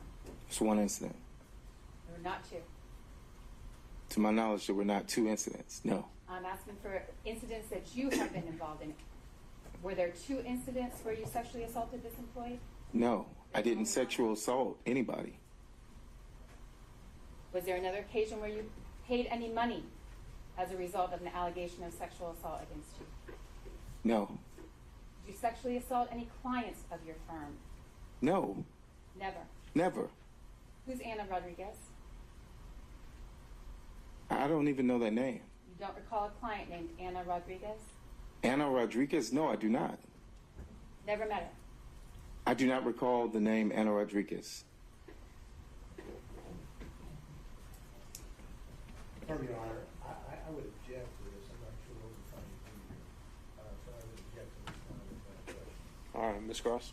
Your Honor, this clearly goes to the bias that the witness has towards Mr. Wade and other individuals, his motive in his involvement. And I believe it's an appropriate avenue to pursue based on exploring his credibility. All right. At some point, though. I'm not It won't. going to go much further. Okay. Judge, if this is allowed to continue in this way, and it does appear a little bit harassing, then is Mr. Bradley going to be excused from his privilege because this is not... That's what I was going to do. Don't do that yet. Mr. Chopra. Sit on it. I think she's already done that. Your Honor, I'm asking in all seriousness, that privilege, although... Based on the answer right now, I think now we've opened up a whole area. What he has just responded to, he previously said was privilege. That doesn't sound like privilege to me. We'll have to address that when we go back through the rundown. So, Ms. Cross. I'm finished. Okay. Mr. Sadow.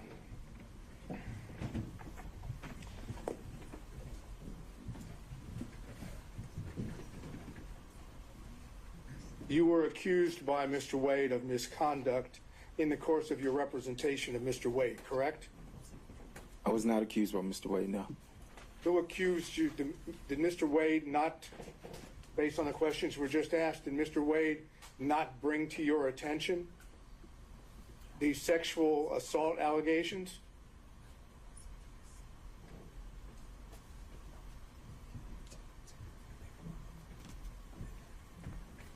Ask that again, please. Mr. Wade brought to your attention the sexual assault allegations that you've been asked about by the prosecutor, correct? Correct. And at that time that Mr. Wade brought those allegations to your attention, you were still the attorney for Mr. Wade, correct? Correct.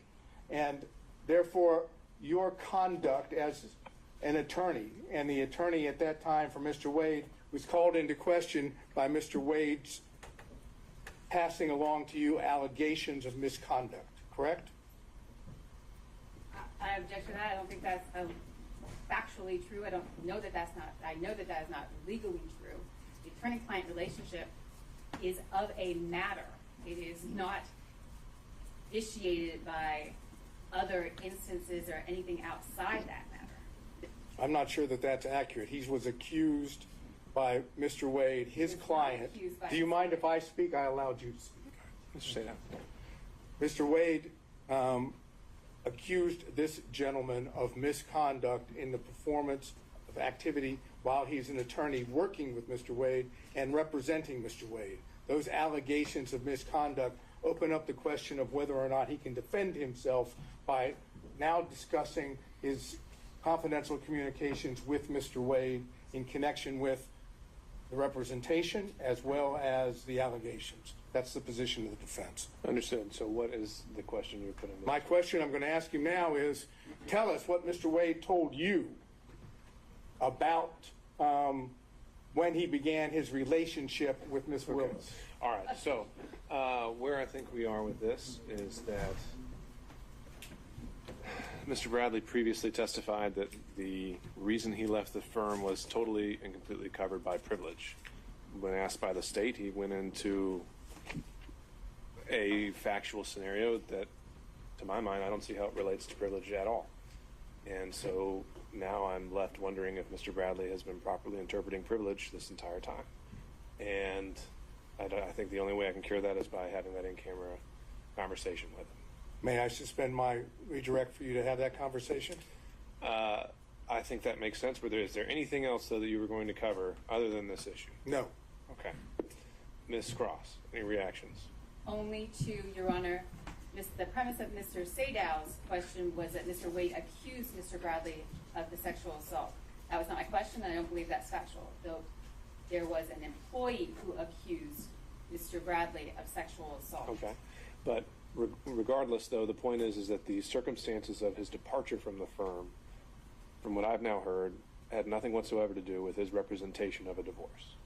Is that fair? My question, I believe the testimony has been that the circumstances of Mr. Bradley leaving the firm were related, I can't say how much, but certainly in a large part, based on the allegation of sexual assault that was made against him by an employer. Sure. And his previous testimony was that that was totally covered by privilege. Yes, he lied. Okay. All right. Other than this issue, which I think we've covered at length, was there any other questions based on Ms. Cross's examination from the other defense counsel? No, Your Honor. Okay. No, Your Honor. All right. With that understanding, can this witness be excused, Ms. Merchant? All right. So, Mr. Bradley, I would ask, I don't know if we may be able to do it today. If we I'm can. sorry, Judge, I don't think I could excuse him. Mr. Sadow had reserved the rest of his cross-factoring and the privileges. Right. What I'm about to say, just logistically, is what I'm trying to do is, if we can conclude this hearing with the exception of that in-camera hearing, we end for today. And if, as a result of that in-camera hearing, that I learn that we need to reopen the evidence, then that's what I'll do. So to that end, I can give Mr. Bradley instructions that he's to report back if upon order of the court. But otherwise, is there anything further the parties need from him today?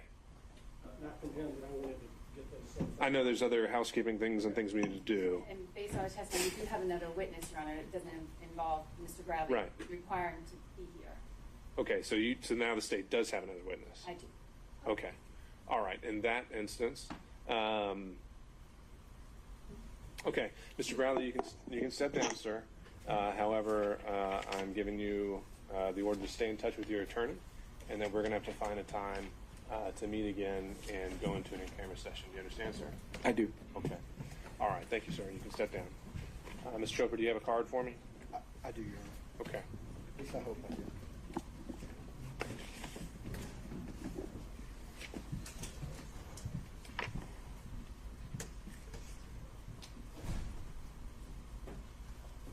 I'm the worst lawyer on earth. I usually just tag bus stations with my You can number. write down your contact information for us? I will. All right. Ms. Merchant, do you have any further witnesses? No, Judge. Okay. Your Honor,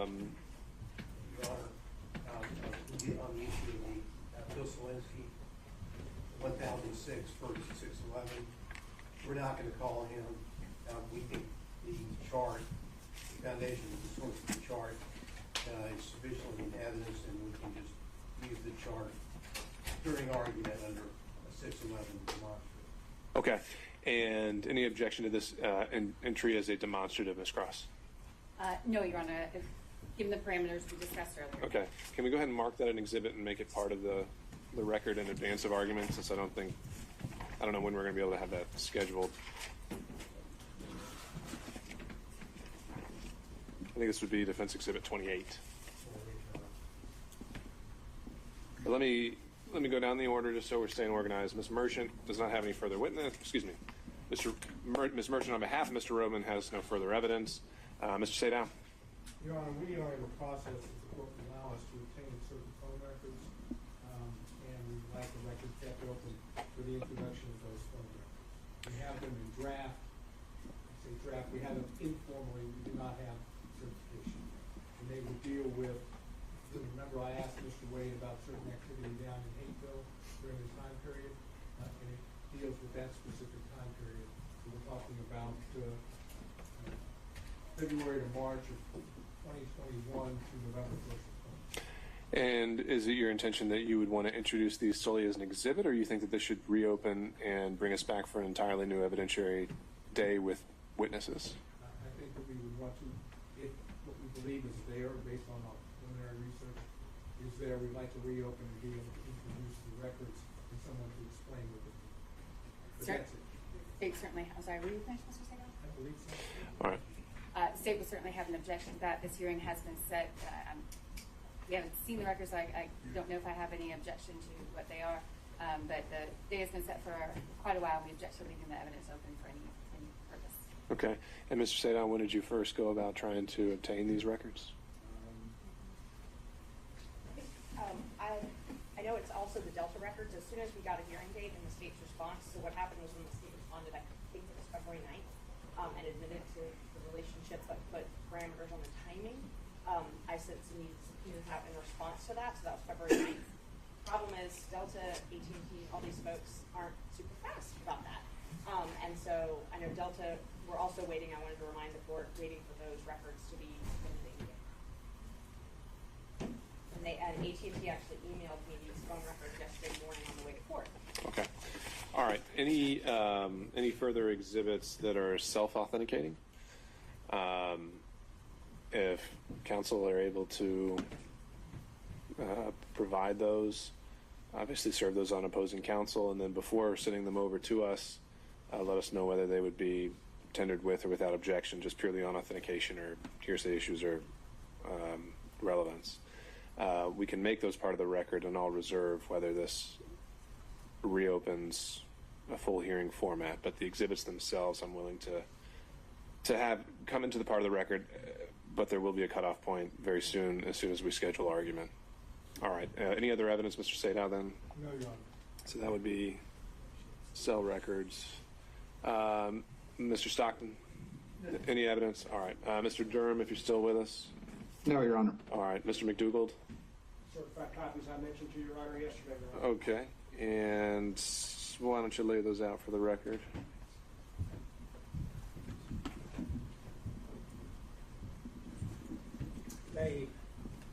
They are marked but not yet numbered. I believe our next exhibit would be 29. 28, I just said, was Mr. Gillen's demonstrative, just so I'm keeping it straight. And so I previously provided these to the prosecution. 29 would be a certified copy of County Code Section 2-68. Okay. 30 is a certified copy of County Code Section 2-69. 31 is a certified copy of County Code Section 2-79.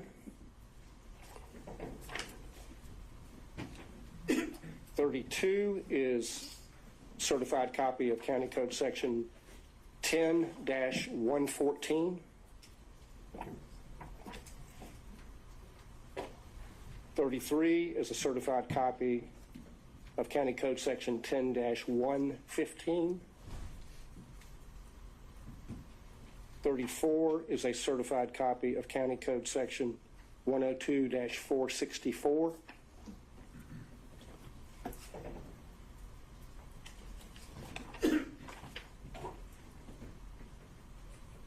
35 is a certified copy of County Code Section 102-465. 36 is a certified copy of County Code Section 102-466. And 37 is a certified copy of a emergency motion by non-party deponent for protective order filed on behalf of D.A. Willis in the Wade divorce case. Okay. Ms. Cross, objection to defense exhibits 32 through 37. I object to their relevance, and I will take I will take opposing counsel's representation that the pleading is complete and accurate as it was filed, and object to the relevance of that as well, but not the authentication. Okay. All right. We'll note the objection for the record, and we'll admit them for whatever weight they're due. So defense exhibits 32 through 37 are admitted. If you could hand those to Madam Court reporter. Any further evidence, Mr. McDougall? No, no. Okay. Mr. Rice? No, Your Honor. Mr. Gillen? The demonstrative 38 or 28? Okay. And do you have a physical copy for us already? Great. All right. Do we still have Mr. Kucherov with us on Zoom or anyone else on behalf of Mr. Floyd? He's not on any longer? All right. I'm being informed that he dropped off Zoom, and so I'll make a finding that he voluntarily has absented himself from this hearing. Mr. Cromwell? No evidence, John. Okay. Ms. Cross, back to you. If the defense presentation of evidence is done, I'd ask that all of the witnesses who had been subpoenaed but not called now be released. I think that's fair. Ms. Merchant, any reason to hold on any of those witnesses? Okay. And the state has 2 short witnesses, and that's it. Okay, you may call your next witness, Ms. Cross. Next witness for the state is Austin Dabney. Your Honor, these witnesses are going to be Impeach the testimony of Mr. Bradley? on a collateral matter. We'll wait. Okay.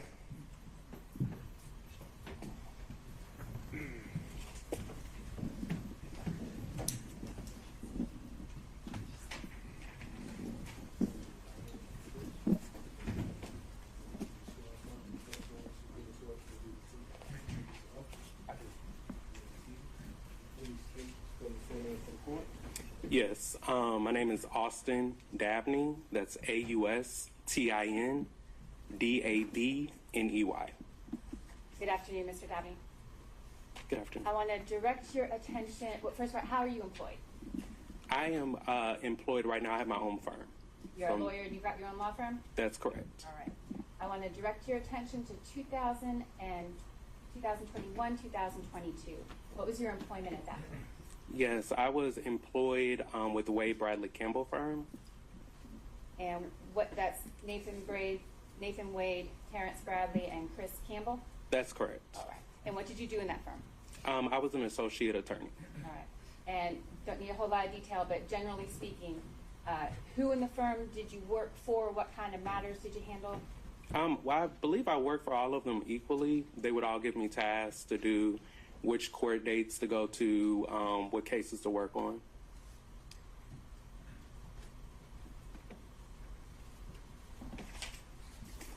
I want to direct now your attention, Mr. Dabney, to a particular instance. Did you have occasion at any time to go to a club with Mr. Bradley? Could you repeat the question? Yeah. Did you have any occasion to go to a club, a nightclub, or a bar situation with Mr. Bradley? Yes, I have. More than one time? More than one time, yes. The time that I'm going to direct your attention to, we spoke about a little earlier today. Do you recall any instance, Mr. Dabney, where Mr. Bradley, where you witnessed Mr. Bradley sexually assaulting him? Your Honor, I object to this. Okay. Specific instance of Sure. impeachment is improper. All right. How is this not extrinsic evidence of a collateral matter, Ms. Cross? Maybe ask a better question. My question will be if this witnessed Mr. Bradley sexually assaulting another employee of the firm. But same subject matter. How is that not issue on a collateral matter for impeachment? I think it's not a collateral matter. Your Honor, the witness denied it. I think it is highly relevant. I think that it goes to the witness's credibility and his denial here this afternoon that he committed the assault. There's a witness I will proffer to the court who has firsthand knowledge and witnessed the event. And so I think that's highly relevant to both Mr. Bradley's credibility and to the proceedings that we've had for the last 2 days. Still object, Your Honor. Oh, I understand, Mr. attempt to impeach Mr. Bradley, they have to live with whatever answer DA. They can't have a sub-trial with the extrinsic evidence of their conduct here. So we would object. Right? 24-6-608.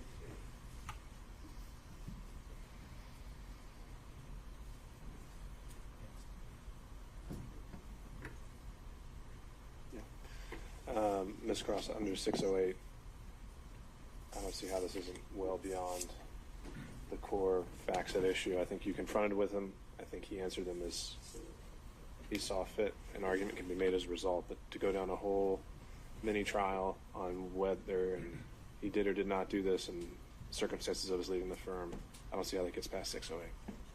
I understand the ruling, Your Honor. I disagree, and just for my objection, I put a proffer on the record, not a detailed one, but that I think you already have.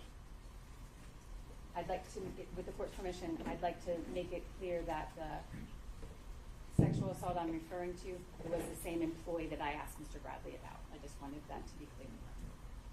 Okay. All right. Understood. Is there anything else that is relevant to this witness? Given the court's ruling, no. All right. Questions from defense counsel?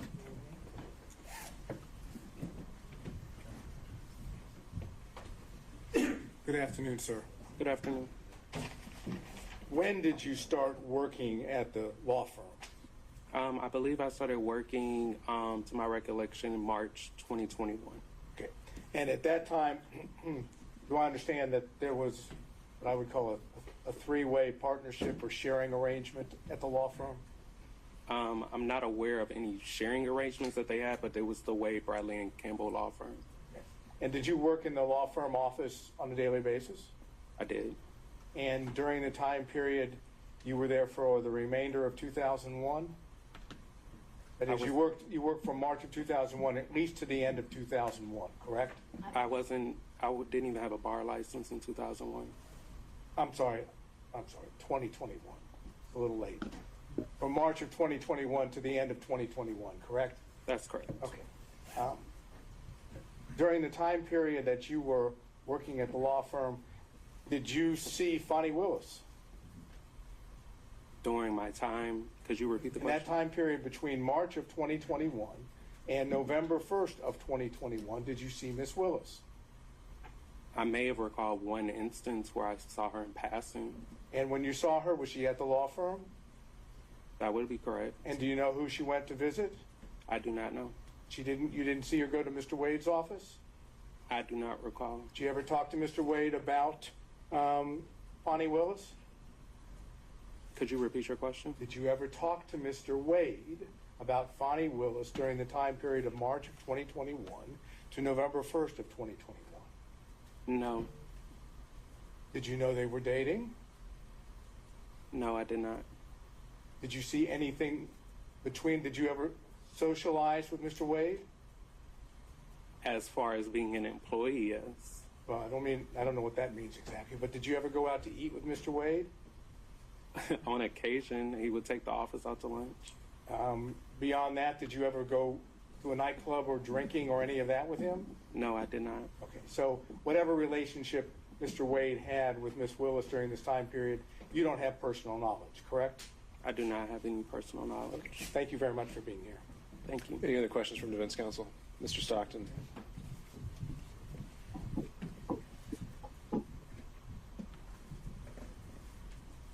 When you started in March of 21, was that just you gave them a resume and started working there? I don't understand your question. When you started working there, is it a situation where your first day on the job was the first day you may have met him or shortly before you met him? Again, I don't understand what you're asking. Let me back up. Did you know Mr. Wade or any of his partners prior to March of 21? Yes, I did. How did you know them? In a professional capacity. I used to be a community supervision officer with the Georgia Department of Community Supervision. And where would that have been out of? Fulton County? Cobb County. How long did you know Mr. Wade prior to that? I didn't see Mr. Wade in my professional capacity. I thought you were asking about all partners, but if you're only asking about Mr. Wade, if you could please clarify. Okay, so you went to work for Mr. Wade in March of 21, correct? I went to work for the Wade Bradley Campbell firm. Okay. Prior to that, how long did you know Mr. Wade? I did not know Mr. Wade prior to that. At all? At all. No further questions. Any other counsel? All right, seeing and hearing none. Any redirect, Ms. Cross? No, Your Honor, subject to the court's ruling. All right, can this witness be excused? May. All right, thank you, sir. Thank you, Your Honor. Next witness, Ms. Cross. I believe I know the court's ruling, so let me proffer that the next witness the state would call would be Anna Rodriguez. Question, Mr. Bradley, about the sexual assault of Ms. Rodriguez, a client of the firm. He denied knowing her or recognizing her name. I believe Ms. Rodriguez's testimony would be impeaching of Mr. Bradley. I believe it's appropriate, but want to present that before I call it. All right, thank you, Ms. Cross. And so, based on that proffer and the subject matter proffered, I still believe that would fall under 608B as extrinsic evidence of a collateral matter. And so I don't think it's allowed under our rules of evidence. Understanding that, I just make a proffer on the record that Ms. Rodriguez would testify that Mr. Bradley sexually assaulted her. She was a client at the time. And that would be impeaching of his testimony that he denied. All right, understood. Any further evidence or witnesses, Ms. Cross? No, sir. Okay. All right, then at this time, for now, I'll consider the evidence closed, subject to any certified submissions by counsel, and subject to the results of the in-camera hearing. We will coordinate with all counsel to find a date to come back for summation. And to that end, again, using Ms. Merchant as kind of running lead on this, I'd like you to consult on whether that's going to be a collective response on behalf of the defendants. If not, then we're going to have to get into time allotment. And if it's more than a handful of counsel, it'd probably maybe be 10 to 15 minutes per side. And so, Mr. Sadon. When did you say this might happen? We'll follow up by email so we can coordinate with everyone's schedules. I want to make sure we have our same court reporter as well, so that the record is all in one place. And I know we have a lot of schedules to coordinate, but looking at either late next week, as in next Friday, or the following week. And would we at least have the opportunity to get a transcript before we do that? I think that's probably highly unlikely, but we'll see. It's just that would require a rush, and I know again we're at a shortage of court reporters, but I think there are other means you can refer to the evidence with confidence as to what was said. All right. Ms. Merchant. Okay. And like I said, we will. We're gonna follow up with scheduling. Mr. Gillen. The argument would be on this hearing, And also on the forensic. yeah, any other claims brought in any of the filings regarding forensic misconduct, this whole line of questioning. All right. Any other questions from defense counsel? Anything from the state? Your Honor, we would just ask that we be allowed to submit a brief as it relates to the rulings that you just made, as relates to the objections by defense counsel under 607 and 6021, which is the impeachment by contradiction, which in the state's understanding would allow the use of extrinsic evidence to impeach the specific testimony here of Mr. Bradley. So we're just asking for leave to provide a brief and ask the court to further consider your ruling. Well, if you still got your witnesses here and you think you've got a better legal argument, I'm willing to hear it. You said 607 and 608. 607 and 621.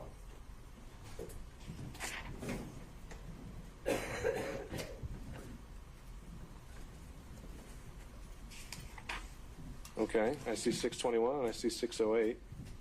And in both of those instances, they allow testimony that related to the testimony of another witness here, Mr. Bradley, that we can prove this is patently false, as he testified that he didn't commit a sexual assault and that he didn't pay off witnesses and things of that nature. Okay, and how do you get around 608B's prohibition on extrinsic evidence of collateral matters? Both 607 and 621 allow the use of extrinsic evidence to specifically impeach facts known to be false. But if that held true, respectfully, that would mean that any time a witness denied something, you'd be able to, of a matter testified to, you'd be able to impeach with extrinsic evidence, and that's, respectfully, that's not. Well, here's what I'm fine with. Mr. Abadi, if you want to submit that brief on purely legal argument, you can, but I don't want to have this as a vehicle to essentially put forth an extended and long-winded proffer of what you expected the evidence to be. So if you think I've made a legal error on that point, feel free to brief it, and we can reopen the hearing if that's legally invalid. Okay? All right. Mr. Chopra, is your client still here? I believe so, Your Honor, but I'm sorry. They went in the That's wrong- fine. If he is still here, let's relocate to the jury room. Certainly. Okay. We will be adjourned for today. Thank you all.